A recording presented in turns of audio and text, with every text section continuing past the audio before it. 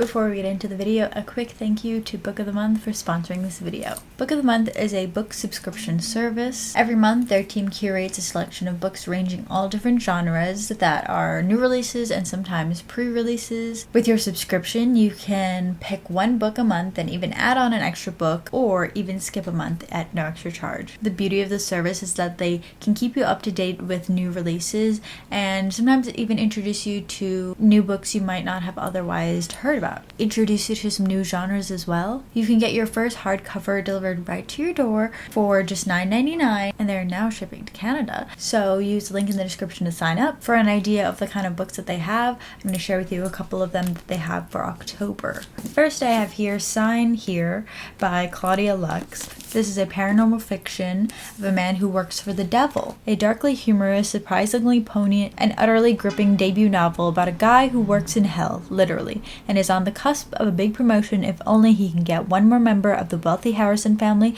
to sell their soul. Foul Lady Fortune by Chloe Gong. This is a young adult book set in 1930s Shanghai. My friend really liked the other book by Chloe Gong, These Violent Delights. This one is set in the same world but with different characters. It's 1931 in Shanghai and the stage is set for a new decade of intrigue. So if you want to check out these books and more that they have to offer for October, click the link in the description to sign up. Thank you to Book of the Month for sponsoring this video. Your honey water wine, you make me warm inside. Your morning sunshine when the dreams aren't feeling fine. You're a eucalyptus leaf, you make my muscles weak. You're sweet moonshine and now I finally feel alive. Hi besties, let's have a chat, shall we? I hope you guys are doing well. I'm not. I haven't been. I was sick last week for like a solid week and it just really threw me off. And then when Monday came, I was like, okay, I'm over it. I think it's time to be well, you know? I've got a lot of stuff to do this week. No. I still needed time to heal, and then I just wasn't doing well mentally either this past week. It's been really hard. I really was not set up for success this week mentally because Monday was Indigenous Peoples Day, aka Columbus Day. Why did they have to put Indigenous Peoples Day as the same day as Columbus Day? It really seems insensitive, okay? I'm an Indigenous person, in case you didn't know that. That day alone obviously took a very big toll on me. A reminder, don't be a colonizer. Don't say to your really close friend, like, I can't be your friend anymore because you hate all Christians because of colonization. When I never ever said that, but this privileged white Christian girly pop heard you talking about the mass genocide of the native peoples of the Americas and decided it was a personal attack on her faith. Don't be that girly, okay? Don't learn some real history about the land that you currently live on. And if you think I'm being shady, you know what? I think I have the right to be, okay? Anyways, on a lighter note, since, I have to live with this anger and sadness every day of my existence because I literally was never given the choice. I will never have the choice. This is forever a part of my history. It frames the society that I live in. There's no healing and moving on. That's just not point is. Let's focus on some things that make me happy recently, aka books, man. Of course, I love books. Okay? I'm gonna talk about a book that I just finished last night, on the Kindle. Look, I know this is a horrible name, and why would I ever even pick up a book with a name like this? It really seems like a baity kind of copycat-ish book. Leaves a bad taste in my mouth, honestly. The book is called Court of Blood and Bindings.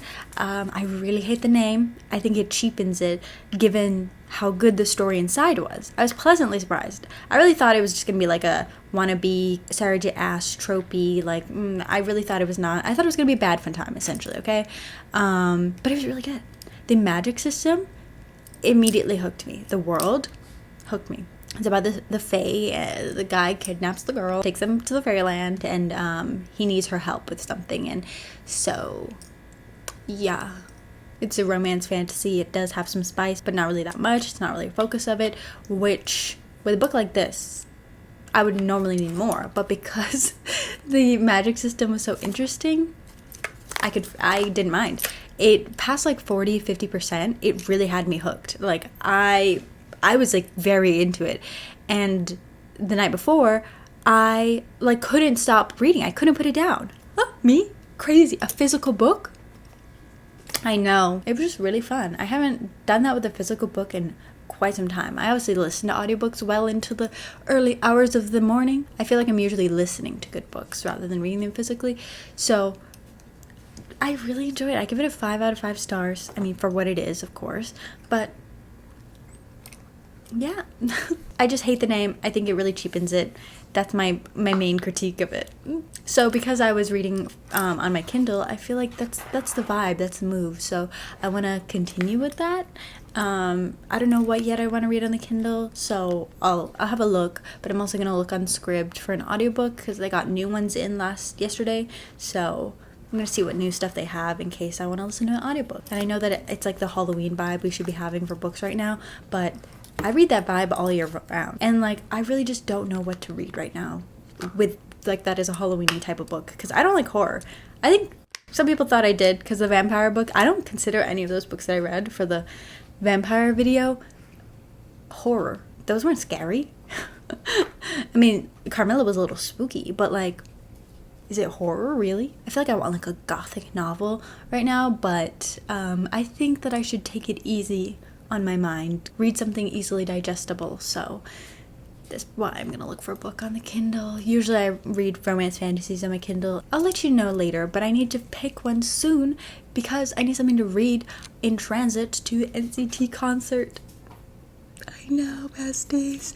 I'm going. I had such a rough time with tickets. We're not even going to talk about it, but I'm going to see them today, and I'm, where I've been mentally, oh my god, can I say it one more fucking time that I've been having a rough time mentally this week? But because of that, I feel like I haven't been like excited and I haven't been like out and about, possibly encountering them in the wild, which is kind of sad, but at least I get to see them tonight and I get to hear their new songs and I'm very excited about it. So yeah, let's have a good time at the concert.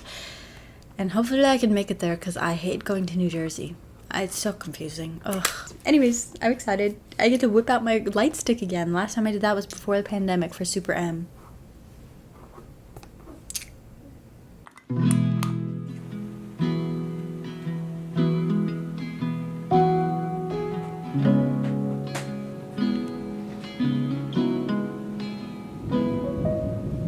Okay, I got a couple of options.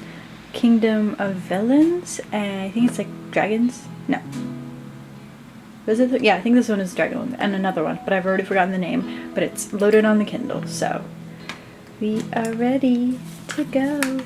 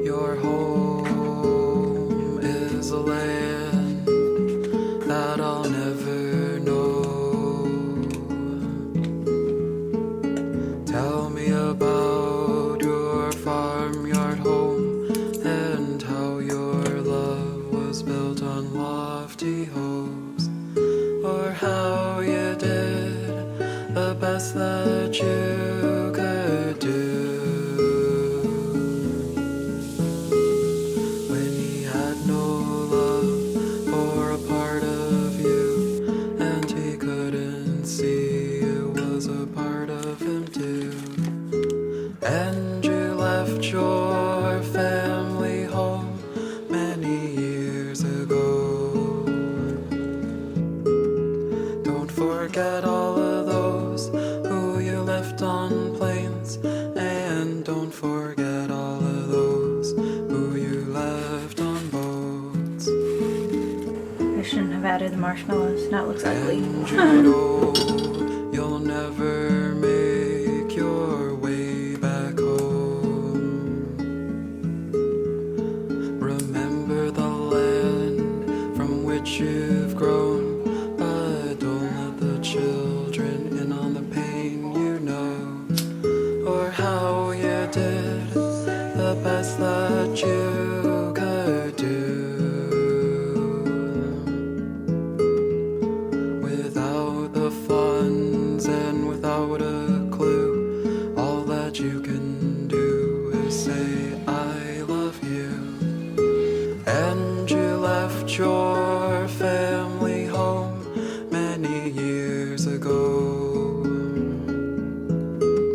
Go find somewhere safe out on these shores where things are still, both above and below.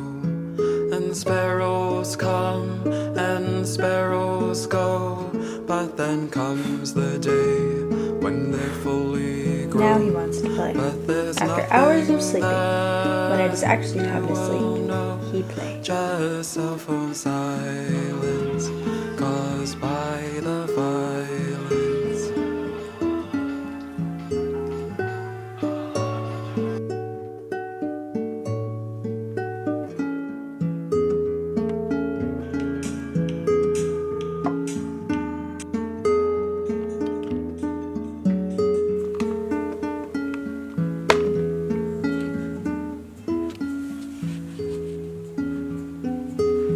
Maybe one day all your birds can come home.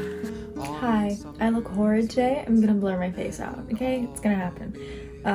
Essentially, a mosquito bit me 6 times on my forehead, which doesn't, how? Because every time mosquitoes bite me in my sleep, I wake up. I don't know how I did not wake up for this. Very distressing. I read up to like 25% last night, 30%.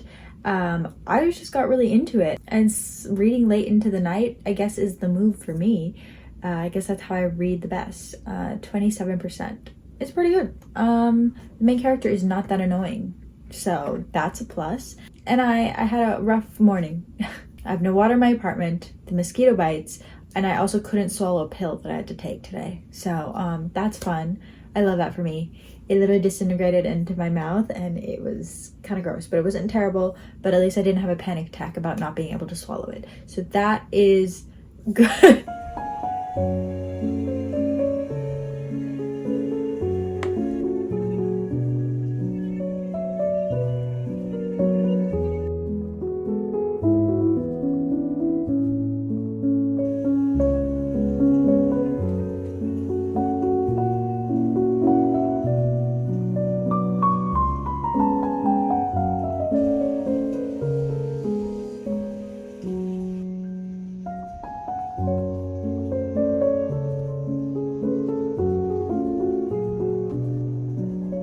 What the heck?